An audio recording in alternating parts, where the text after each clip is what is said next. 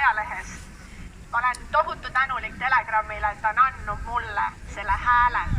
Ma ei ole professionaalne kõnepidaja, see on minu elu esimene kõne üldse, nii et palun ärge oodake minult täiuslikkust.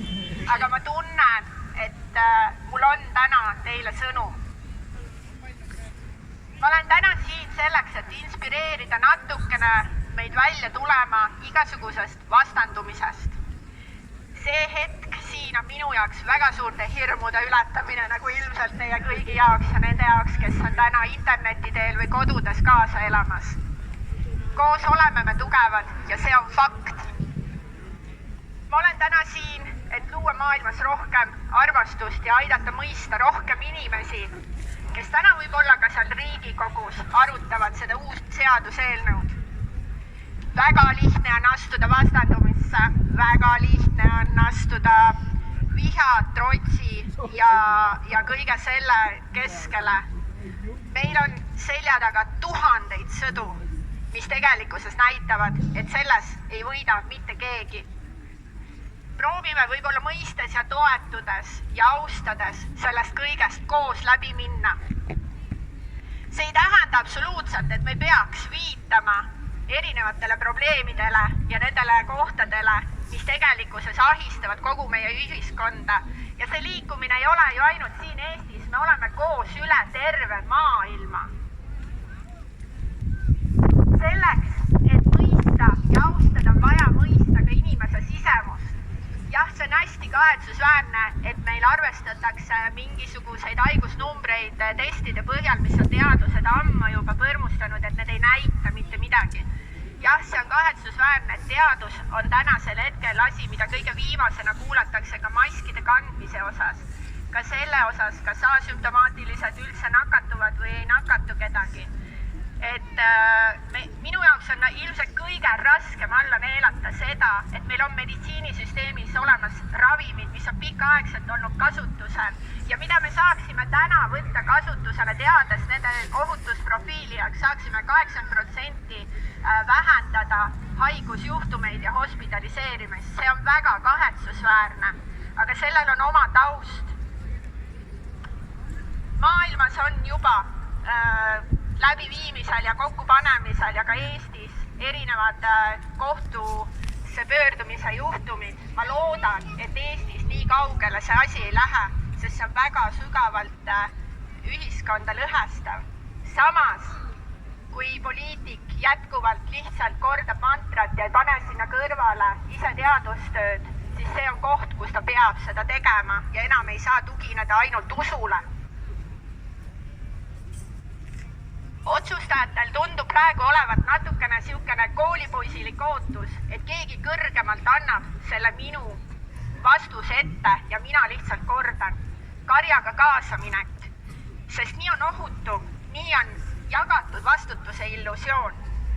See ilmselt näitab, et ka koolisüsteem vajab väga kõvat reformimist, et inimesel oleks julgus oma peaga mõelda, et oleks julgus avada teadustööd ja teha iseseisvat ettepanekuid, luua dialoogi, mitte seda lämmatada. Nagu näha, siis üritatakse vihakõne seadusega seda väga kõvasti tegema hakata. Hetkel oleme olukorras, kus ilmselt täiesti sõnatult täidetakse käske. Poliitik on iseseisev isik, ta ei pea käituma selle järgi, mida erakond ette dikteerib. Poliitik peab oskama arvestada iga inimgrupiga otsuseid tehes. Need lahendused on alati olemas, absoluutselt alati. Küsimus on selles, kas me tahame nendega arvestada ja neid kuulata. Mina hetkel ei tunne hoitust, nagu ilmselt teie ka, kes te siin platsil olete. Teie ei tunne, et te oleksite võrdväärne ühiskonna liige. Mina ei tunne, et mind kuulatakse ja uuritakse, mis mul öelda on. Mina tunnen sildistamist ühiskonna poolt. Ma tunnen seda, et see tehakse selleks, et mitte minu sõnumit avada. Tsensuuri, mis on ebaõiglaselt tehtud, diskrimineerimist. Me peaksime liikuma maailmas diskrimineerimisest eemale, aga meil on tekkinud mugavusdiskrimineerimine.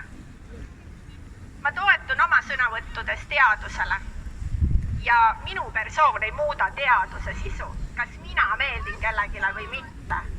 ja selle tõttu midagi kõrvale heita on äärmine rumalus. Valitsusliikmetel peab olema oskus ilma üleemotsioneerimiseta kõiki asju avada, analüüsida ja teha kõikidele ühiskonnakiltidele sobiv ja hoidev otsus. Täna on väga suur hulk sellest eemale jäetud.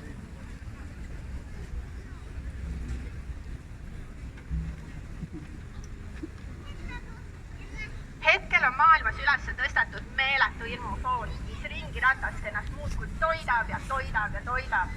Ja ka meie poliitikud, kelle näod on siia platsile täna plakatitel üles pandud, on tegelikkuses selle sama hirmufooni lõksu sattunud. Himmukanged ja hirm ei lase mõelda adekvaatselt, hirm ei lase analüüsida mitte ühtegi infot. Hirm panebki silmaklapid ette ja panebki korrutama mantrat. Teeme lihtsalt nii, nagu ees on tehtud ja nii on õige.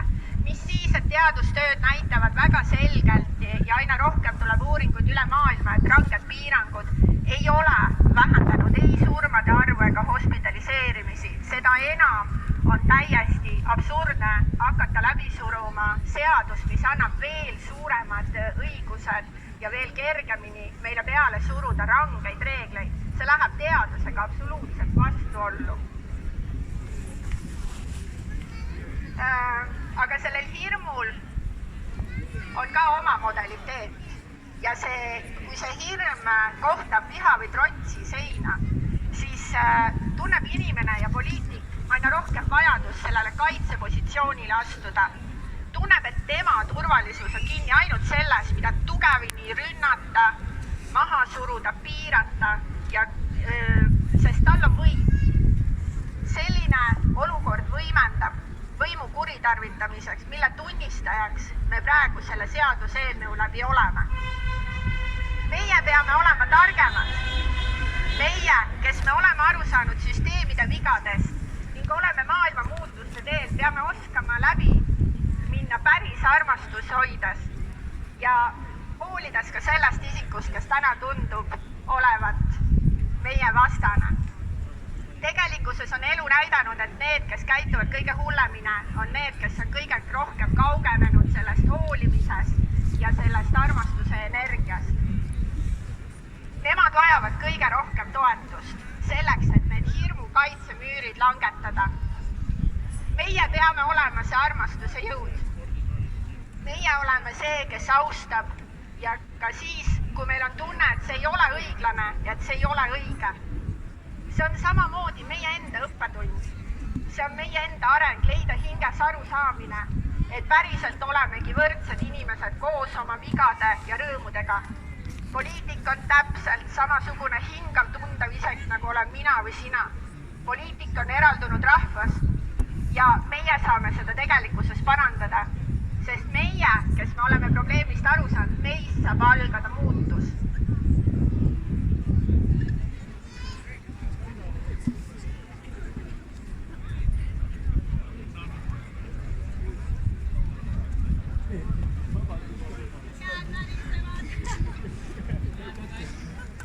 Väga tubli oled!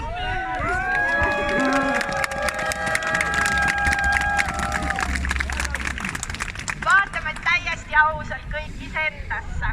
Vaatame enda sisse, enda hinge. Kas on keegi, kes praegu ajab teid täiega närvi lihtsalt? Tekitab täiega trotsi ja anname talle andeks. Anname talle andeks, sest ta ei oska praegu paremini. Sest ainult meie andestamine võib tekitada seda, et ta ei tunne enam, et ta peab võitlema. Kas me ise oleme kindlasti vabad sellest, et me ei mõnita või sildista kedagi? Proovime seda jälgida. Jaa, me oleme kõik teel, me kõik eksime, vahepeal kukume. Aga tõuseme püsti, tuleme ohvrirollist välja ja näitame ise paremat eeskuju. Olgu see tipp-poliitik või maski nõudav turvamees, ka naaber, kes su peale kaebab. Ta tegelikkuses on meeletus hirmus ja ta vajab tuge, et sellest välja tulla. Oleme meie see tugi, aga me saame seda teha ainult puhta südamega, puhtalt toetust pakkudes, mitte ise sildistades või viha või trotsi tundes. Ma ise saan valida, kuidas mina reageerin, millele ma siin elus jõuan. annan? Kas ma loon viha juurde või toon inimesed välja sellesse rahu kohta, kuhu me tegelikkuses kõik jõuda tahame, lihtsalt meetodid on erinevad. Meie vedada on hetkel see vanker ja meie ise peame kõige rohkem sügavamalt mõistma, mis on vastandumise toksilisus. Märkama seda enda juures ära ja seda ära parandama. Ma palun teil kõigilt siin, et me paneme korraks silmad kinni. Me kujutleme kõiki neid tänaseid poliitikud, kes teisel lugemisel osalevad. Me mõtleme ja saadame neile täiesti puhast armastuse leeki, mis puhastaks ära kõik selle hirmu ja laseks tõel üles kerkida ja laseks teha kaalukamaid otsuseid. Kui mitte täna, siis vähemalt tulevikus.